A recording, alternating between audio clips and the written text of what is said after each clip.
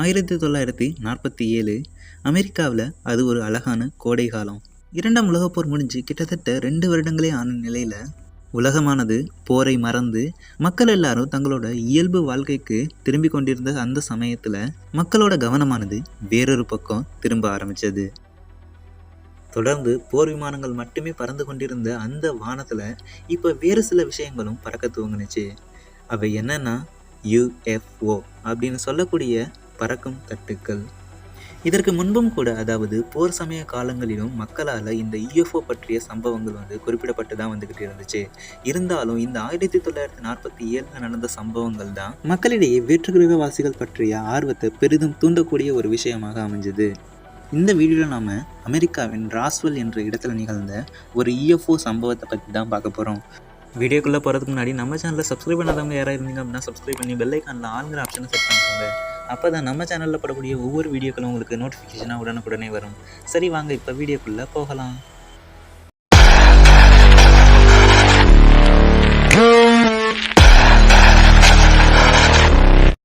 த ராஸ்வெல் incident. June 14, 1947 அழகான கோடைகால காலை நேரத்தில் விவசாயி மற்றும் பண்ணைக்காரரான மேக் பிரேசில் தன்னோட நிலத்தில் வித்தியாசமான சில உலோகங்களால் ஆன பல்வேறு சிதிலமடைந்த காகிதங்கள் மாதிரியான சில விஷயங்களை அவர் பார்க்குறாரு. அதை பார்த்து ஆச்சரியம் அடைஞ்சதோடு மட்டும் இல்லாமல் அந்த நகரத்தோட அப்போதைய ஷெரீஃபாக இருந்த ஜார்ஜ் வில்காக்ஸ் கிட்ட உடனடியாக இந்த தகவலை தெரிவிக்கிறாரு.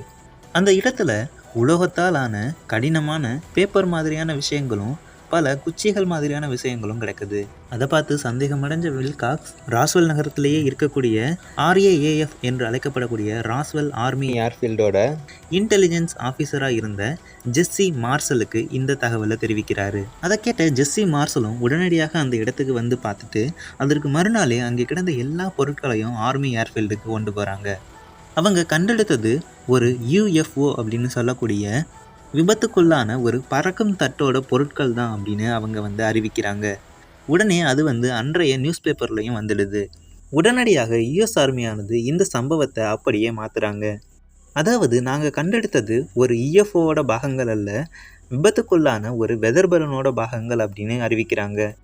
அரசாங்கம் மட்டும் இல்லாமல் அந்த பொருட்களை கண்டெடுத்த பண்ணையாளரான மேக் பிரேசில் கூட தான் கண்டெடுத்தது ஒரு வெதர் பலூன்ஸோட பாகங்கள் தான் அப்படின்னு பேட்டி கொடுக்குறாங்க.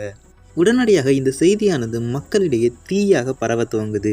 உலகம் முழுக்க மக்கள் அதிருப்தியாகிறாங்க. இந்த சம்பவத்துக்கு அப்புறம் ஏராளமான, அதாவது கிட்டத்தட்ட நூற்றுக்கணக்கான UFO ரிப்போர்ட்ஸ் மக்களால் தெரிவிக்கப்பட்டுக்கிட்டே இருந்துச்சு. இந்த சம்பவமானது அப்படியே மூடி மறைக்கப்பட்ட ஒரு விஷயமாக அமைஞ்சது. அதற்கு பின் பல வருடங்கள் கழித்து, அதாவது 1979 இன்டெலிஜென்ட் ஆஃபீஸராக இருந்த ஜெஸ்ஸி மார்சல் ரிட்டையர் ஆனதுக்கப்புறம் ஒரு தகவலை மக்களுக்கு வெளியிடுறாரு. அன்னைக்கு ராஸ்வெல்ல கண்டெடுக்கப்பட்ட பொருட்கள் எல்லாம் உண்மையில் மர்மமானவை, அவை எக்ஸ்ட்ரா டெரஸ்ட்ரியலுக்கு சொந்தமாக இருக்கலாம் அப்படின்னு சொல்கிறாரு. அதாவது வேற்று கிரகவாசிகளால் உருவாக்கப்பட்டிருக்கலாம்னு அவர் சொன்னார். இதற்கு பிறகுதான் மீண்டும் ராஸ்வெல் சம்பவமானது மக்களிடையே முன்வைக்கப்பட்டுச்சு. ஏராளமான எழுத்தாளர்களும் இந்த ராஸ்வெல் சம்பவத்தை பற்றி எழுத ஆரம்பிக்கிறாங்க. அதன் விளைவாக தான் இந்த சம்பவமானது மீண்டும் மக்கள் கண்ணுக்கு ஒரு பேரதிருப்தியாக காட்சியளிக்குது.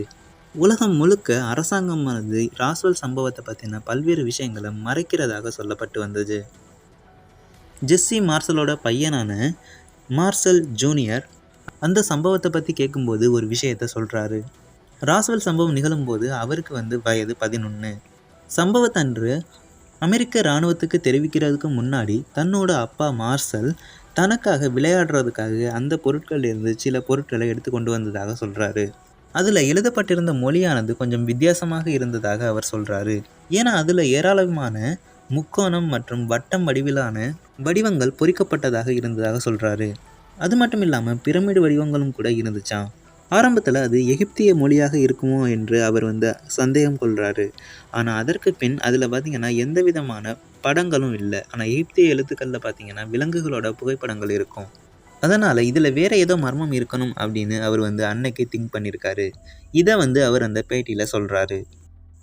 தொடர்ச்சியாக மக்களும் ஆராய்ச்சியாளர்களும் UFO ஆர்வலர்களும் இந்த ராஸ்வெல் சம்பவத்தை பற்றி அரசாங்கத்துக்கிட்ட கேட்டுக்கிட்டே இருந்ததுனால 1994 அரசாங்கமானது ஒரு உண்மையை வெளிக்கொணர்வதாக சொல்கிறாங்க. அதாவது அன்னைக்கு நடந்தது ஒரு வெதர் பலூன் விபத்து இல்லை, அது ஒரு மோகல் அப்படின்னு சொல்லக்கூடிய ஒரு டாப் சீக்ரெட் ப்ராஜெக்ட் அப்படின்னு சொல்ல வர்றாங்க. அதாவது அந்த மோகல் அப்படிங்கிறது அப்போதைய சோவியத் யூனியனோட நியூக்ளியர் டெஸ்ட்ஸையும் மிசைல் லான்ச்சஸை பற்றின ஆராய்ச்சிகளையும் கண்காணிக்க அனுப்பப்பட்ட ஒரு கருவி அப்படின்னு சொல்கிறாங்க. என்னதான் அரசாங்கம் இப்படி சொன்னாலுமே இப்போ வரைக்கும் யுஎஃப்ஓ ஆராய்ச்சியாளர்கள் இந்த கருத்தை ஏற்றுக்கொள்வதாக இல்லை. 2021 அப்போதைய அமெரிக்க அதிபராக இருந்த டொனால்ட் ட்ரம்ப் கிட்ட ராஸ்வெல் இன்சிடெண்ட்டை பற்றி இன்டர்வியூ எடுக்கும்போது அவர் ஒரு விஷயத்த சொல்கிறாரு. என்னென்னா, ராஸ்வெல் அப்படிங்கிற இடமானது ரொம்பவும் ஒரு இன்ட்ரெஸ்டிங்கான இடம், அது ஒரு இன்ட்ரெஸ்டிங்கான விஷயம். ஏராளமான மக்கள் அந்த இடத்த பற்றி தெரிஞ்சுக்க ஆசைப்படுறாங்க, ஏராளமான மக்கள் அந்த இடத்த போய் பார்க்குறதுக்கு விரும்புகிறாங்க அப்படின்ற வார்த்தையை சொல்கிறாரு. ஆனால் அதை பற்றி எனக்கு என்ன தெரியுமோ அதை உங்கள்கிட்ட சொல்ல முடியாது அப்படின்னு சொல்கிறாரு. ஏன்னா அது ஒரு டாப் சீக்ரெட்டான விஷயம் அப்படிங்கிறதையும் அவர் முன்வைக்கிறாரு. I won't talk to you about what I know about it, but it's very interesting. But Roswell's a very interesting place with a lot of people that would like to know what's going on. So you're saying you தற்போது ராஸ்வெல்ல UFO மற்றும் ஏலியன்கள் சம்பந்தமான ஒரு மியூசியமே அமைச்சிட்டாங்க. அங்கே ஏலியன்கள் மற்றும் UFO சம்பந்தப்பட்ட புகார்கள் மற்றும் பதிவு செய்யப்பட்ட பல்வேறு தகவல்களை அங்கே சேமித்து வைக்கிறாங்க. இந்த மியூசியம் இருக்கிறதுனால ராஸ்வெல் நகரமானது ஒரு பிரபலமான நகரமாகவும் அற்புதமான ஒரு சுற்றுலா தலமாகவும் இருக்குது. அதனால் ஏராளமான மக்கள் இங்கே தொடர்ந்து வந்துக்கிட்டே இருக்காங்க. வேற்றுக்கிரகவாசிகளோட விண்கலங்கள் பறந்ததை பற்றின எந்த விதமான ஆதாரம் கொண்ட விளக்கம் எதுவும் இல்லை. ஆனால் அமெரிக்க அரசாங்கத்தில் இந்த மாதிரியான சீக்ரெட்டான ப்ராஜெக்ட்ஸில் வேலை பார்க்கக்கூடிய ஆராய்ச்சியாளர்களும் பிற மிலிட்டரியை சேர்ந்த உறுப்பினர்களும் அவ்வப்போது இந்த மாதிரியான சின்ன சின்ன தகவல்களை வேற்றுக்கிரகவாசிகள் இருக்காங்க அப்படின்னு சொல்லிக்கிட்டு வர்றாங்க. அங்கே வேலை பார்த்தவங்களே அதை பற்றி சொல்லும்போது மக்கள் என்ன தான் நினைப்பாங்க? மக்கள் கண்டிப்பாக சந்தேகப்படத்தான் செய்வாங்க. உண்மையிலேயே வேற்றுக்கிரகவாசிகள் இருக்காங்களா? அமெரிக்க அரசாங்கமும் உலகத்தின் மற்ற வல்லரசு நாடுகளும் இதை பற்றி மக்களுக்கு தெரியாமல் மறைக்கிறாங்களா? வேற்றுக்கிரகவாசிகள் நம்மளுக்கு இடையே தான் ஊடுருவி வாழ்ந்துட்டு இருக்காங்களா? இந்த மாதிரியான பல்வேறு கேள்விகளுக்கும் இப்போ வரைக்கும் விடை தெரியாமல் இருந்துட்டு இருக்கு.